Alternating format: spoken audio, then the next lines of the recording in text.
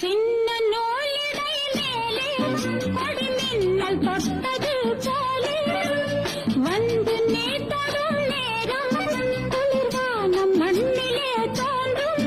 உந்தன் காதல் போதும் போதும் எந்தன் கற்பு என்னாகும். என்னை பெண்கள் தொட்டதில்லை, நானும் பேசி பார்த்ததில்லை.